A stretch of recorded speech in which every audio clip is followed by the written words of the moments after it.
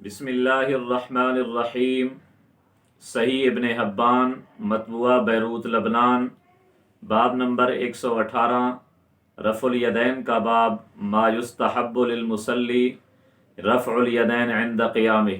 حدیث نمبر 1878، حضرت جابر بن سمرہ رضی اللہ تعالی عنہ سے روایت ہے کہ دخل علینا رسول اللہ صلی اللہ علیہ وآلہ وسلم، کہ رسول اللہ صلی اللہ علیہ وسلم ہمارے پاس تشریف لائے۔ وَإِذَا النَّاسُ رَافِعُو أَيْدِيهِمْ، لوگ اس وقت نماز میں رفع الیدین کر رہے تھے، تو نبی اکرم صلی اللہ علیہ وآلہ وسلم نے فرمایا مالی اراکم رافعی ایدیکم کأنہا اذناب خیل شمس اسکنوا فی الصلاۃ، مجھے کیا ہے کہ میں تمہیں رفع الیدین کرتے ہوئے دیکھتا ہوں، رفع الیدین نہ کرو، نماز میں سکون کرو۔